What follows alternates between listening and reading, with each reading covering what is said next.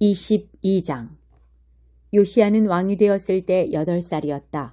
그는 예루살렘에서 31년 동안 다스렸다. 그의 어머니는 보스가 출신 아다야의 딸 여디다다.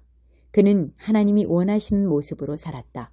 그의 조상 다윗이 밝히 보여준 길을 똑바로 따라갔고 왼쪽으로나 오른쪽으로나 한 걸음도 벗어나지 않았다. 요시야 왕 18년 어느 날에 왕은 무술람의 손자요 아살리야의 아들인 왕의 서기관 사반을 하나님의 성전으로 보내며 지시했다. 대제사장 hil기야에게 가서 백성이 하나님의 성전에 가져온 헌금 곧 성전 문지기들이 백성에게서 거둔 돈을 계산하게 하시오. 그 돈을 하나님의 성전 공사를 관리하는 감독관들에게 넘겨주어 하나님의 성전을 보수하는 일꾼들인 모든 목수와 건축자와 석수들에게 지불하게 하시오. 또한 그들에게 성전 보수에 필요한 목재와 석재를 구입할 권한을 주시오. 그들은 모두 정직하니 그들에게 돈을 줄 때는 영수증을 받지 않아도 될 것이오. 대제사장 hil기야가 왕의 서기관 사반에게 소식을 전했다. 내가 방금 하나님의 길을 일러주는 하나님의 계시의 책을 발견했습니다. 성전에서 찾았습니다. 그가 그 책을 사반에게 주자 사반이 받아 읽어보았다. 그러고 나서 사반은 왕에게 돌아와 그동안의 일을 보고했다. 왕의 신하들이 성전을 위해 거둔 돈을 자루에 담아 성전 일꾼들에게 지불하도록 감독관들에게 주었습니다. 왕의 서기관 사반은 또 왕에게 말했다. 제사장 hil기야가 저에게 책을 하나 주었습니다. 사반은 그 책을 왕에게 읽어주었다. 왕은 그 책, 곧 하나님의 계시에 기록된 내용을 듣고 크게 놀라며 자기 옷을 찢었다. 왕은 제사장 hil기야와 사반의 아들 아히감, 미가야의 아들 악볼, 서기관 사반, 왕의 개인 보좌관 이사야를 불러 그들 모두에게 명령했다. 가서 나와 이 백성과 온 유다를 위해 하나님께 기도하시오. 방금 발견한 이 책에 기록된 내용에 우리가 어떻게 반응해야 하는지 알아보시오. 하나님의 진노가 우리를 향해 불같이 타오르고 있는 것이 분명하오. 우리 조상은 이 책에 기록된 말씀에 조금도 순종하지 않았고 하나님께서 주신 지침을 하나도 따르지 않았소. 제사장 hil기야와 아히감, 악볼, 사반, 아사야는 곧바로 여예언자 훌다를 찾아갔다.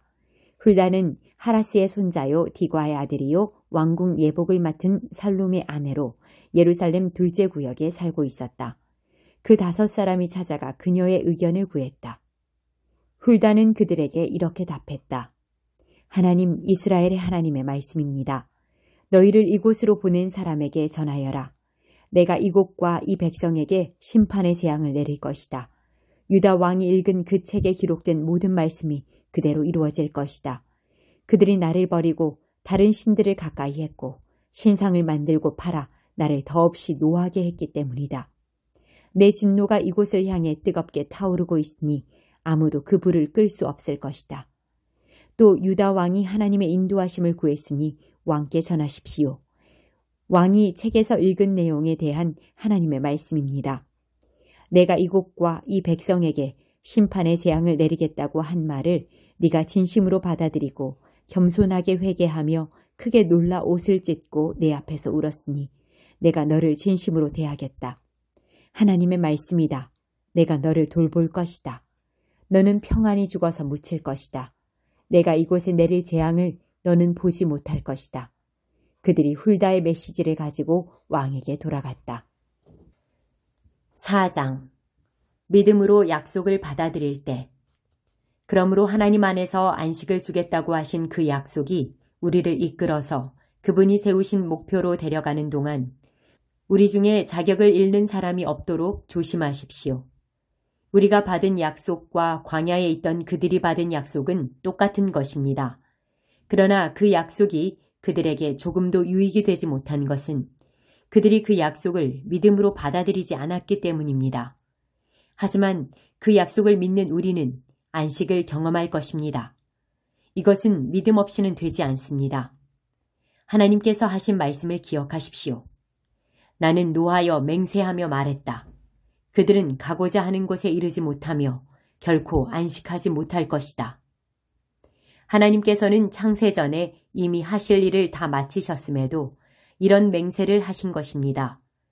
성경에 하나님께서 자기 일을 다 마치시고 일곱째 날에 쉬셨다고 했으나 다른 구절에는 그들은 결코 안식하지 못할 것이다 라고 했습니다. 이 약속은 아직 성취된 것이 아닙니다.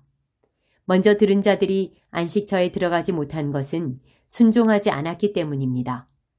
하나님은 오늘로 날짜를 조정하시며 끊임없이 약속을 갱신해 주십니다. 이것은 처음 초대장을 보내시고 나서 수백 년이 지난 후에 다윗의 시편을 통해 하신 말씀과 같습니다. 오늘 너희는 귀 기울여 들어라. 귀를 막지 마라. 그러므로 이 약속은 아직 살아 있습니다. 이 약속은 여호수아 시대에도 파기되지 않았습니다. 만일 파기되었다면 하나님께서 약속 일자를 오늘로 갱신하지 않으실 것입니다. 하나님의 백성에게는 도착과 안식의 약속이 아직 남아 있습니다. 하나님께서 지금 안식하고 계십니다. 이 여정을 마치는 날 우리도 하나님과 더불어 틀림없이 안식할 것입니다. 그러니 계속 힘을 내서 마침내 안식처에 도착하도록 하십시오. 순종하지 않다가 떨어져 나가는 일이 없어야 합니다. 하나님께서는 말씀하신 것을 반드시 지키시는 분입니다. 그분의 말씀은 이루어집니다. 그분의 능력 있는 말씀은 수술용 메스처럼 날카로워서 의심이든 변명이든 무엇이나 갈라내고 우리 마음을 열어서 귀 기울여 듣고 순종하게 합니다. 하나님의 말씀이 꿰뚫지 못할 것은 아무것도 없습니다. 아무리 발버둥 쳐도 우리는 하나님의 말씀에서 달아날 수 없습니다. 고통 가운데 부르짖으신 대제사장. 이제 우리에게는 하나님께 자유롭게 나아갈 수 있는 위대한 대제사장 예수가 계십니다. 그러니 그분을 놓치는 일이 없어야 하겠습니다. 그분은 우리의 현실에 무관심한 제사장이 아니십니다. 그분은 연약함과 시험, 온갖 고난을 다 겪으셨지만 죄는 짓지 않으셨습니다. 그러니 곧장 그분께로 나아가 그분이 기꺼이 주시려는 것을 받으십시오. 자비를 입고 도움을 받으십시오. 요엘 1장. 현실을 직시하여라. 그리고 슬피 울어라. 부두엘의 아들 요엘에게 임한 하나님의 메시지다. 나라의 원로들아 주목하여라. 모든 자들 어디 사는 누구든지 귀 기울여라. 너희는 이런 일을 들어본 적이 있느냐? 전에도 이런 일이 일어난 적이 있더냐?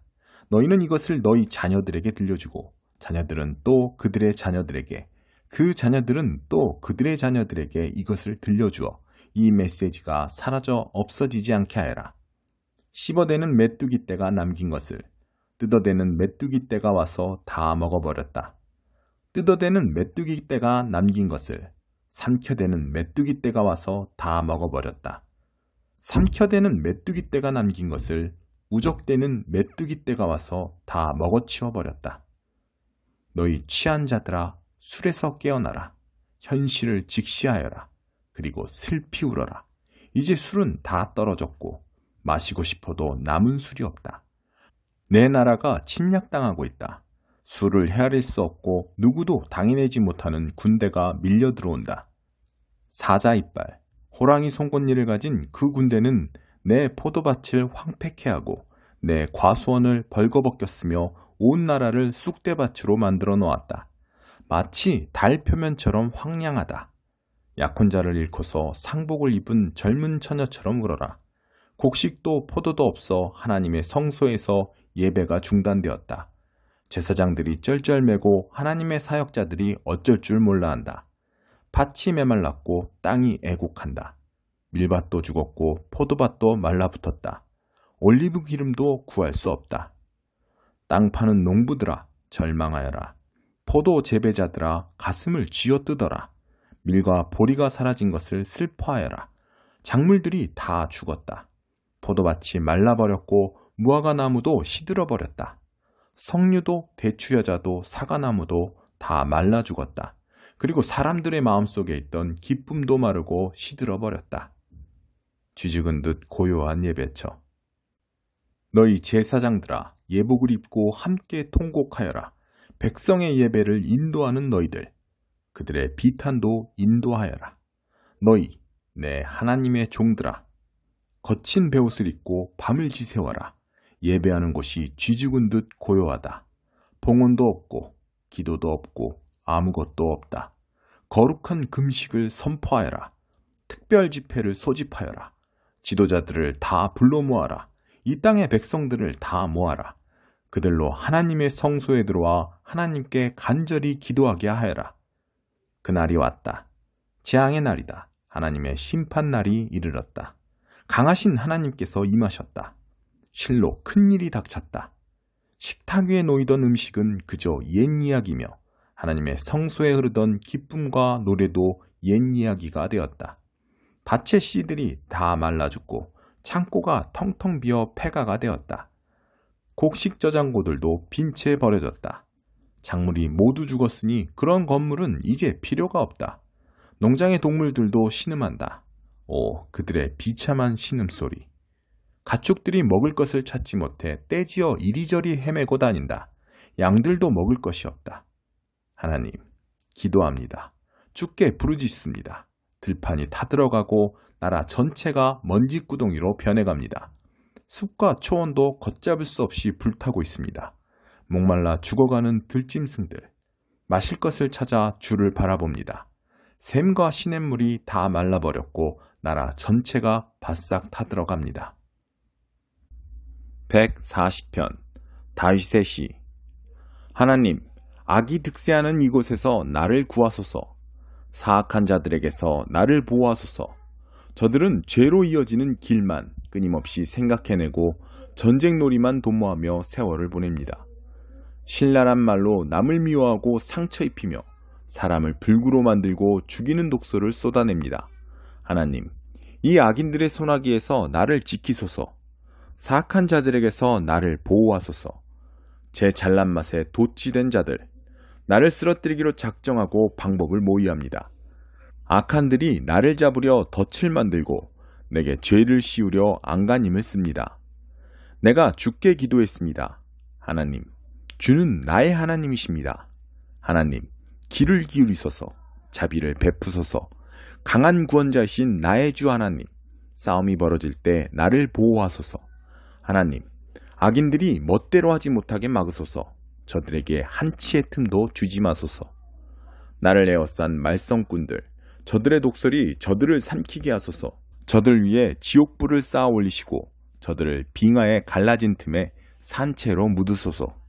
저 떠버리들의 말이 홀대받게 하시고 저 무례한들을 악마가 쫓아가 넘어뜨리게 하소서.